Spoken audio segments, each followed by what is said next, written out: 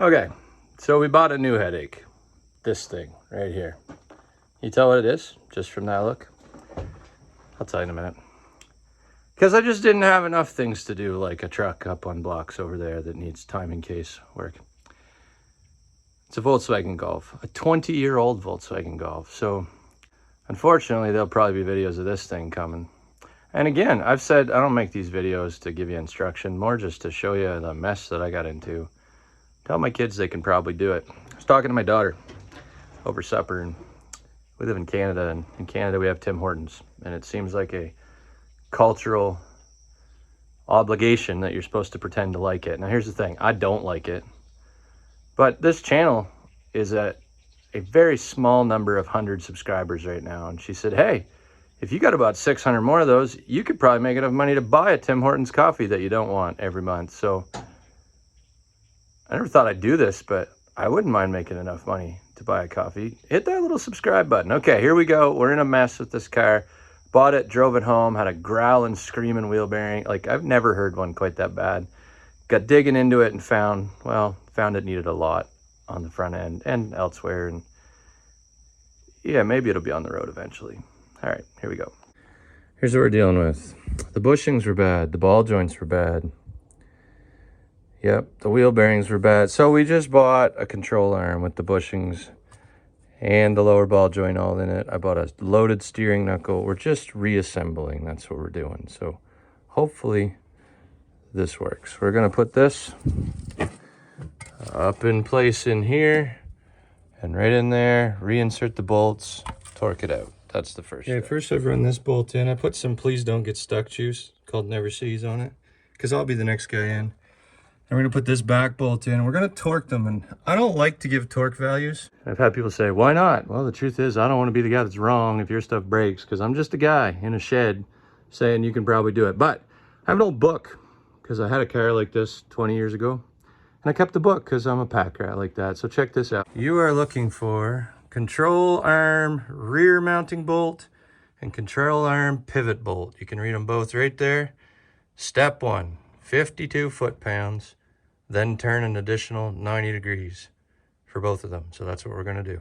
All right, it's an 18 mil bolt. It's at 52 foot-pounds. We're going an extra 90 degrees, but I'm gonna need a strong bar to do it. So I'm gonna get, I don't know about you, but I don't get to work on a hoist most of the time. So we're gonna go 45, reset it, and another 45.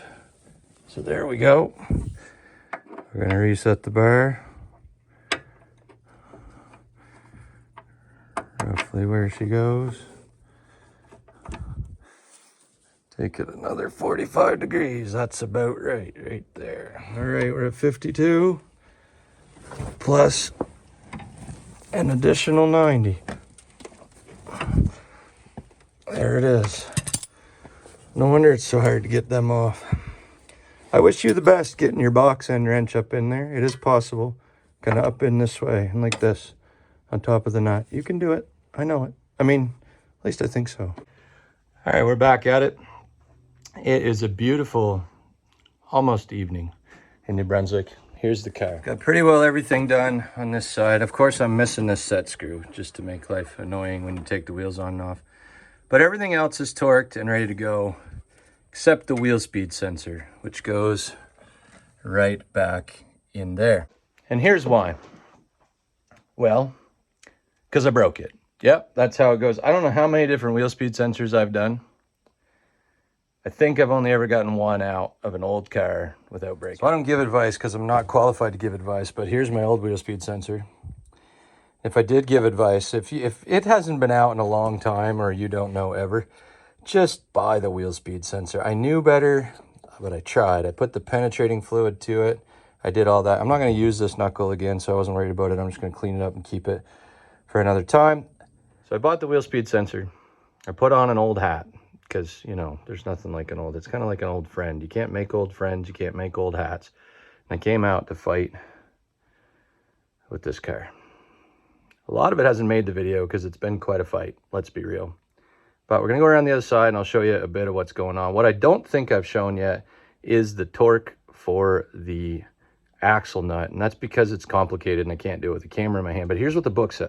I'm not going to tell you how to do it. I'm just going to read it to you. The drive axle hub nut near the bottom of the page. I have a 12-point nut type. Step 1, 148 foot-pounds. Then loosen it half a turn counterclockwise to 180 degrees.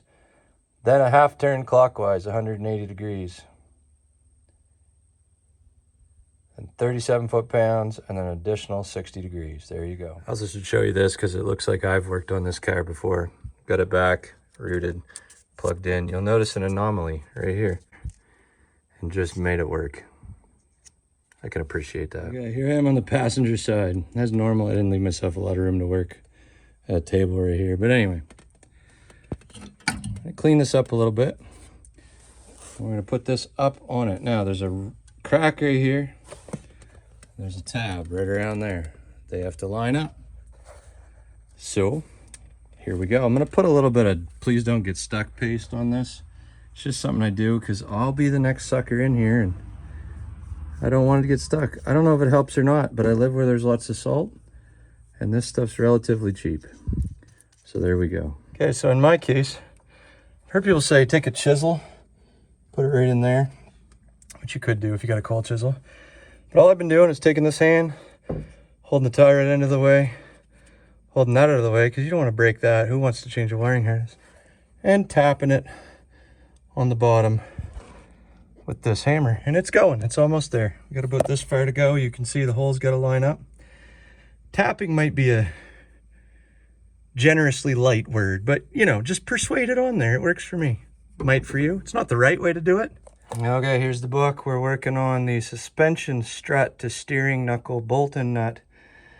Foot-pounds are on the right. That's many, and then an additional 90 degrees. All right, if you're still watching this, I'm not really sure why. I don't have good advice to give, but I got a wrench jammed in here up against the back of the steering knuckle. I don't have 90 degrees to work with because I don't have a hoist, but basically, till this touches the fender, it's gonna be about 90 degrees. So once you probably didn't go the full loaded knuckle route that I did, but if you did, check these, tighten them up because they're probably loose. Again, not sure if this is exactly right, but you'll notice there's play here.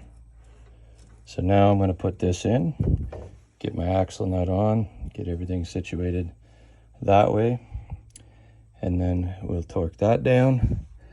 And then we're going to go with tie rod end attach. And then this. Before I do any of that, however, what's missing? Anybody? Control arm. We're going to put the control arm on. All right, so this is the control arm. Goes in there, as you might have guessed. Because of the way the ball joint is built and the way that I've done this, I want to pull this out and slide it on top of my CV shaft. And the ball joint hooks in right there. I've actually found it easier. I'm going to take the ball joint off. I'm going to mount it here, not torque it in, but just put it there. And then slide the whole thing in this way as I put the CV shaft in the knuckle. So you'll see what I mean. There it is. I love the way that Volkswagen's made bottom ball joints easy to change. So I've already slid this into place, but I'm hoping to demonstrate. The bolts are out of the ball joint, so it'll move, see? And the nut's not on this, so it'll move. So I just pulled everything out, slid the ball joint on like this, and then turned this till it aligned with the spline on the CV shaft, and everything went into place. Just like butter. Good time. Okay, well, it's supper time. We got this nut on. It's not torqued. Saying that for my reference in case I forget. And then it's just control arm bolts back in there. The sway bar link, tie rod end, brakes and wheels, and we're rolling. Simple as that, really. Okay, we got this bolt in. And if you really try hard, you can get a wrench. There's a wrench on there. Up in there in a funky position. I don't know if you can see it. That's how I figured it out. To hold the back side of that nut. And I wish you the best. Time to torque. So here are the torque values. We're looking for control arm pivot bolt and control arm rear mounting bolt. The torque and instructions are the same. You got your foot-pounds and then an additional 90 degrees. This one wasn't too bad. I gotta remember to get my wrench out of there because you're working in a way that works. There goes my neighborhood dirt bike. This one's a little more annoying, or going to be, to get the 90 degrees, but we'll figure it out. Someday I wouldn't mind having a hoist. I'm gonna switch bars and get my 90 degrees. I forgot how much I loved Volkswagens. I've had a bunch, but it's been a while. The ball joint, super easy to change and get off. That's great. One of Volkswagen's pesky habits, though, is mixing a bunch of sizes. Your tie rod end needs to be held back in there while you tighten it. But if it's an old tie rod end and it's corroded and you don't know the size, it can be very frustrating. In my case, it's this bird right here. But it took a while to get to that. Okay, we got our brakes back together. My car, the caliper guide pin bolts for 1.9 2-liter models says 22 foot-pounds. So that's what we're doing. I don't know what your car is, but check it out. Okay, everything's done. Everything's torqued. Good to go. I'm gonna put the wheel on, put this on the ground, and hope nothing falls apart. I'll show you something that may get frustrating. They usually have a screw right here to hold this from turning so that this hole lines up with the inside hole so you can line it up with the hole in your wheel. Someone before me took it off, and before you curse their name, I'm actually glad they did, because on a 20-year-old car, getting that out's a real pain. I don't mind the extra fuss of lining these up, but it is an extra fuss, so I wish you the best. All right, it's the next day. We're just charging it up, and we're gonna, take it for a ride, except, look what I forgot.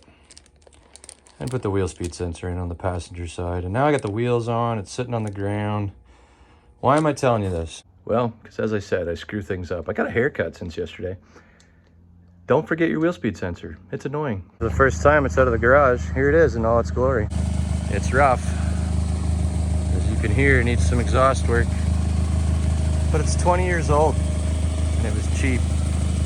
Relatively low mileage. It'll probably go for another 6 weeks.